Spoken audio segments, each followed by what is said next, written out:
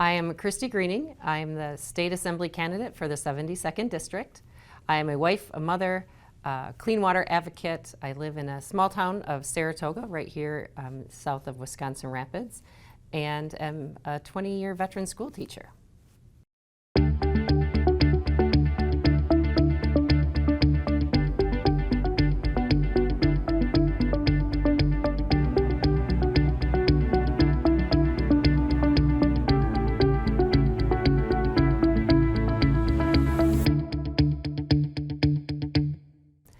I absolutely support repealing the 1849 law that bans abortion here in the state of Wisconsin. I think we need to look at that number of 1849 and really put it into perspective. 1849 was 1 year after the state, Wisconsin became a state. It is a 173-year-old law.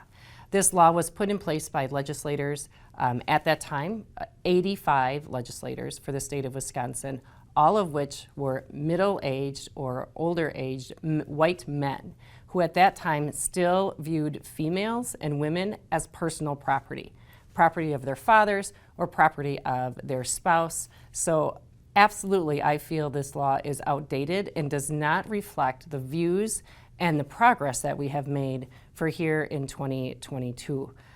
Women for decades have been fighting for the rights to vote, the rights to own property, the rights to have a credit card or put a lease of under their own name for an apartment. And with a stroke of a pen, we have taken women's rights back half a century. It is unacceptable, it is inappropriate, and that law needs to be taken out. Women have the right to choose their own contraception. We have the right to choose our own fertility treatments. We have the right to dictate our own reproductive health care. Those decisions are made between a woman, her physician, her family when appropriate, and her God. Government has no business sticking their nose into the hospital room with a woman when making those difficult decisions. I absolutely support getting rid of that legislation. Moving forward, what would I like to see? That really is going to be dictated by the people of the 72nd. True representation comes from the people. So in the future, if we get to that point where we are going to put some type of reproductive health care legislation back in the books for Wisconsin, I guarantee you we will be having listening sessions across the 72nd. Unfortunately, in 2021, when our current incumbent signed in favor of 5 pieces of legislation that limited women's reproductive health care and punished doctors for providing that health care, we were not given the common courtesy of a listening session. We were not given the common courtesy of having our voices heard.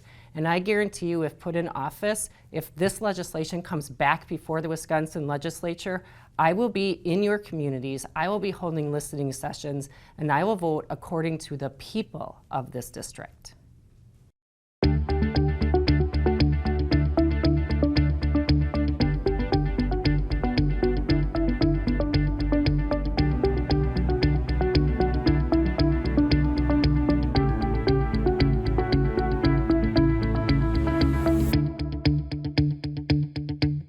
I absolutely support a nonpartisan redistricting commission.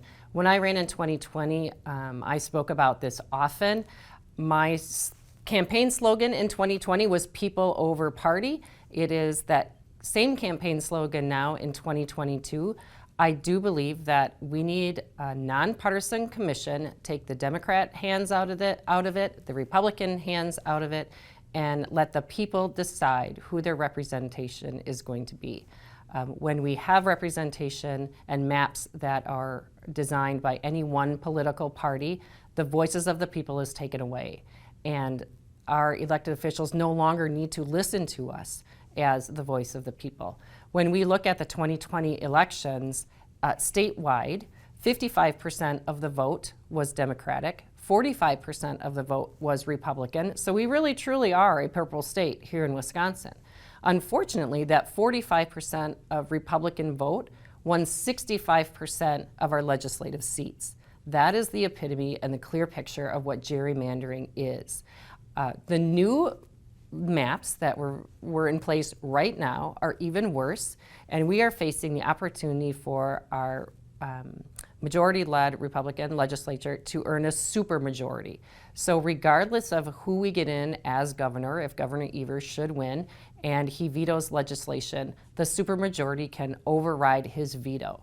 That is the direct opposite of representation of the people. That's representation of a political party. And we need to get away from that in Wisconsin. We've made national headlines for our gerrymandering and how horrible it is here in our state. And we need to get back to representing the people.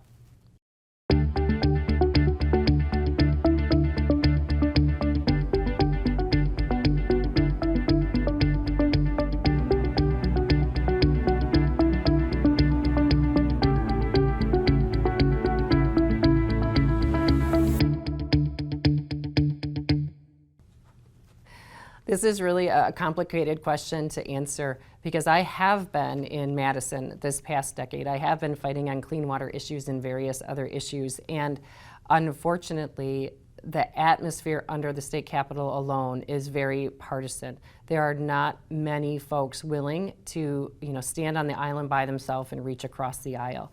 I've been very open with the constituents of the 72nd. I am an independent voter because of some of the things I believe in regards to education, clean water, affordable health care. I am running under the Democratic flag, but I've made it very open and have said very clearly that I am willing to work with both sides of the aisle, that I'm willing to represent the citizens of the 72nd. So regardless if a bill comes across the desk that is promoted by a Republican or promoted by a Democrat, if it is good for the 72nd, it would get my vote. And I think you have to prove yourself if I win the election and get to Madison, I will have to prove myself with both sides of the aisle, that I really am willing to work with both sides and put egos aside to get things done in Wisconsin for our citizens.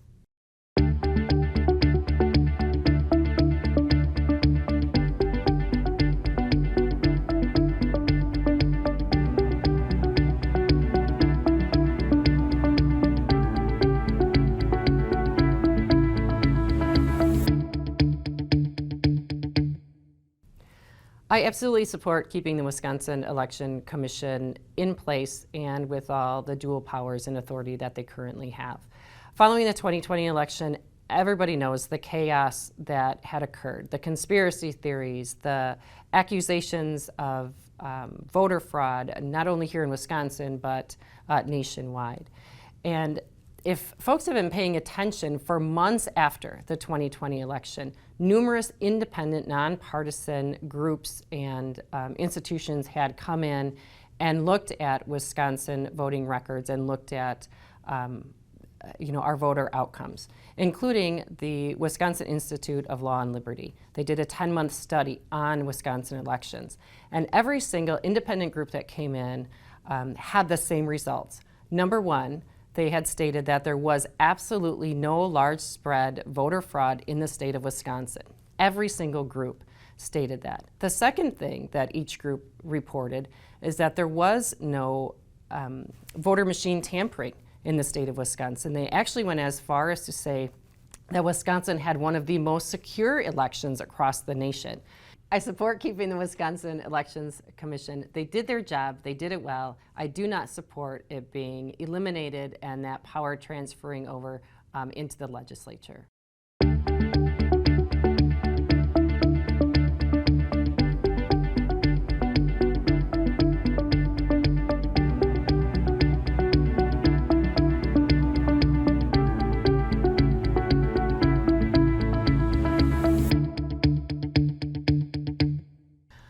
So I live in the township of Saratoga, where over the past couple years, a very large-scale solar array has been constructed within our community.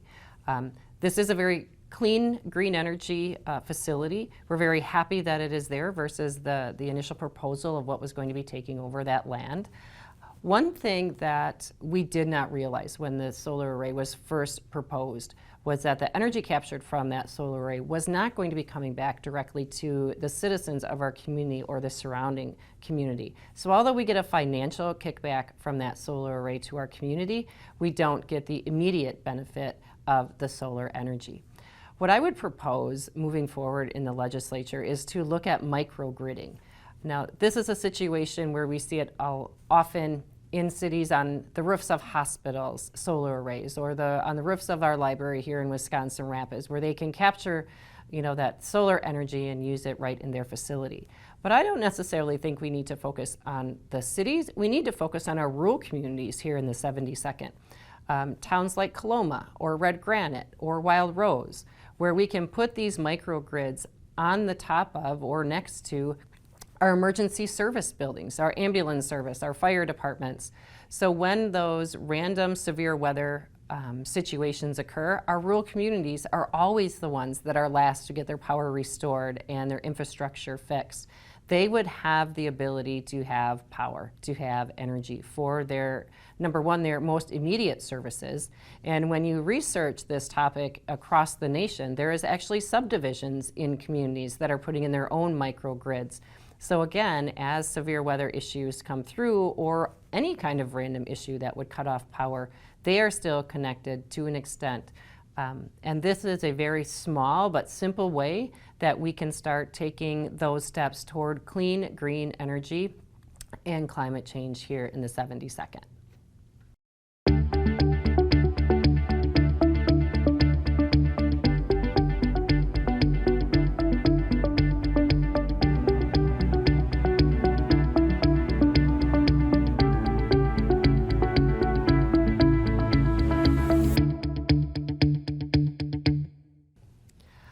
For the past decade, I have been down in Madison in front of Senate and Assembly committees specifically lobbying for clean water legislation. So this is something I am very versed in, and I know across the state the different water contamination issues that we have. In 2019, Governor Evers called it the Year of Clean Drinking Water and started the Wisconsin Water Task Force. And I attended almost every single meeting across the state, from Superior all the way down to Janesville. And there was two distinct differences. You had both agriculture contamination here in our state, and we have industry contamination here in our state. I have addressed both.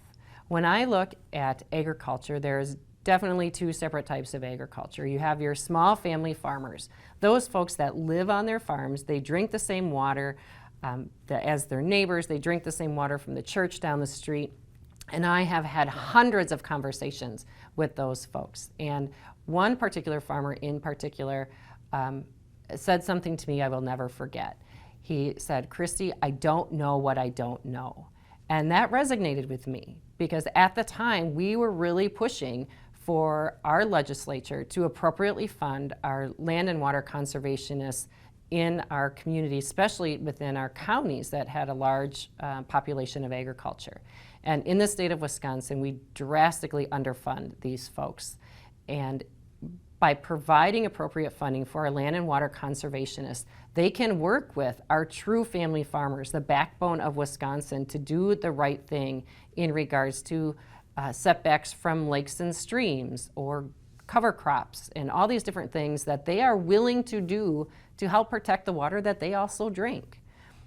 On the other side of the spectrum, of course, we have the industrial size agriculture and we have industry.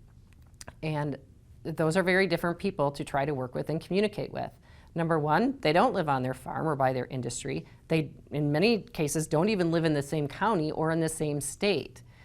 What they care about is the bottom dollar and the money that's in their pocket. And those folks, when I've been down in Madison and I've been testifying in front of committees, they are the ones that spend the money. They know they are polluting. They spend the money for lobbyists. Those lobbyists push our representatives to pull back on restrictions or reverse restrictions and water protections that we have in place, and they win. They've been winning for a decade. As Wisconsin used to be known as the conservation, gods of the nation, everybody looked to Wisconsin and what we were doing to keep our water and land clean. We are on the complete opposite. We are contaminating our waterways left and right. And unfortunately, the cleanup cost is being placed on the backs of our citizens across this state. So for those large-scale facilities, for those industries that are lobbying to have our restrictions pulled, I absolutely support a polluter pays policy. If you know and knowingly are polluting our lands and waters here in the state of Wisconsin, it is on your pocketbook to clean it up. The citizens should no longer be paying out of their pocket, and they sure the heck shouldn't continue to be paying with their health.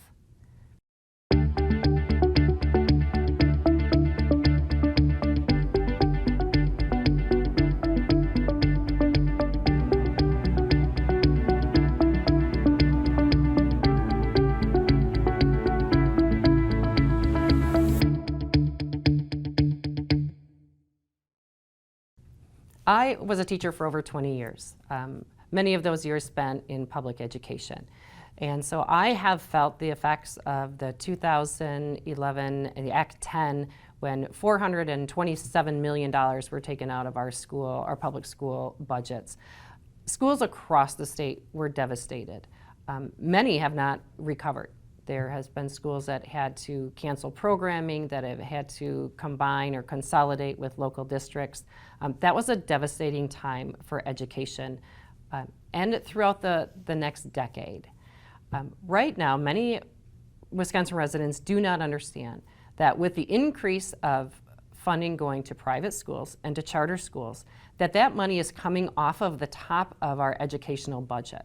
So before money is ever distributed to our public institutions, a huge chunk of money is coming off the top of that budget and filtering into our private schools and charter schools. Now, I support that every child in Wisconsin should have equitable funding for their education, but it needs to be given to schools that have some level of accountability.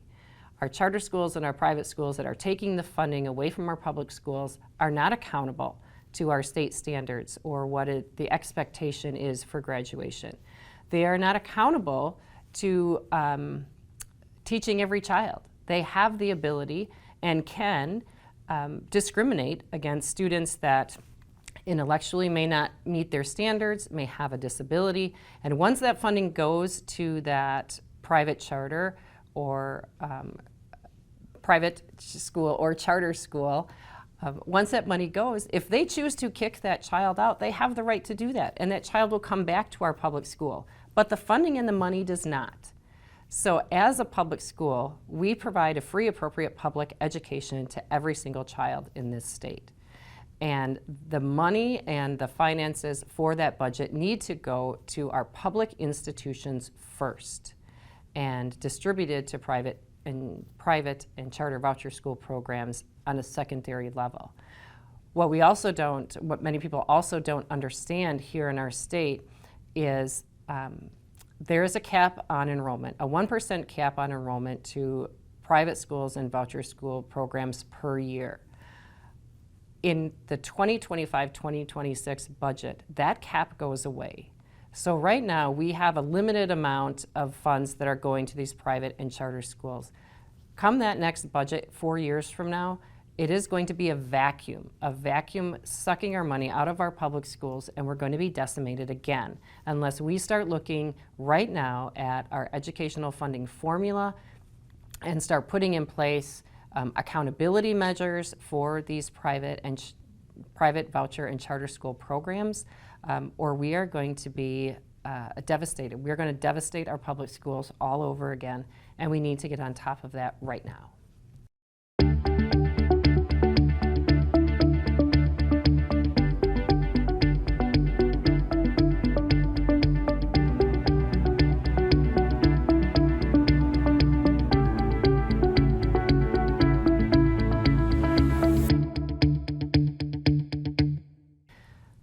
When I started this campaign, it's very common for a candidate to try to project what are the key issues going to be as we start meeting constituents and moving through the campaign. And of course, the Roe versus Wade or the Dobbs decision had come down recently. I knew that was going to be a #1 hot topic, and I was correct. I also assumed education or maybe gun control would be, next in line as the second most important topic. As I started talking with the folks of the 72nd, it became very clear very fast within the first month that affordable health care and prescription drug coverage was of great concern across this district. And I should not have been surprised. My own family has had to deal with an insurance company that wouldn't give us the prescriptions that we needed to help our children. And so we have had to fight that fight. But I did not realize how extensive and how far-reaching that has been impacting the folks of the 72nd. So as a potential representative, I had to sit back and look at what are the folks needing, what are they saying is their area of concern, and I pivoted my campaign, and I have made affordable health care an absolute top priority because that is what I'm hearing from the folks out on the campaign trail. Now, I have known about the issues with healthcare in Wisconsin for a very long time. It's not anything new to me. As a matter of fact, I have created a video and it's on my webpage talking about what the issues are with our healthcare right now. What we can be doing about it as a legislature, number one, we need to be accepting the federal Medicaid expansion funds. These have been available to the state of Wisconsin since 2014, and we've left them sit on the table every single year. We are one of only 12 states left in the nation that is not accepting these funds. And it's not because Wisconsin residents don't need them. It's because of party politics. This was a program that was designed under the Obama administration, and at that time, Scott Walker was not going to take anything from a Democratic president. And instead, the Wisconsin citizens and their health is suffering. We have left $1.1 billion on the table from 2014 to 2019. Last year alone, in 2021, we left $1.6 billion on the table in 1 year. $600,000 of that was federal Medicaid expansion funds, and the other $1 billion was an incentive through the Biden administration, through the American Recovery Plan Act, for states that had specifically not accepted the federal Medicaid expansion funds yet. And Governor Evers called a special session in May to accept both the $600,000 and the $1 billion. And again, our Republican-led legislature gavelled in and gavelled out in 40 seconds. They gavelled in and gavelled out because of partisan politics, and they ignored the health and welfare of Wisconsin citizens, and you deserve better.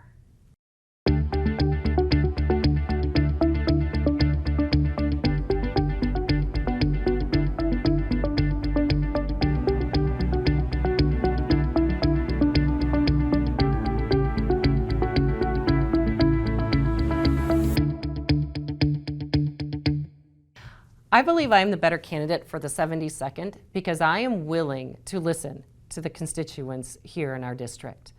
I am not willing to play party politics. I am not willing to be a party line voter, and I believe that we deserve better. Wisconsin is in trouble, and we're not going to change direction by continuing to elect the same people to our legislature year after year. And it's going to be very difficult. With our gerrymandering, it's going to be very difficult to get new faces in Madison. We need people willing to ignore the letter behind the name. If it's an R for Republican or D for Democrat or an I for Independent, it shouldn't matter. Look at your candidates, look at the issues, vote for the person that aligns with your beliefs the closest. And that is the only way we're going to start moving Wisconsin forward. Party politics needs to get thrown in the toilet.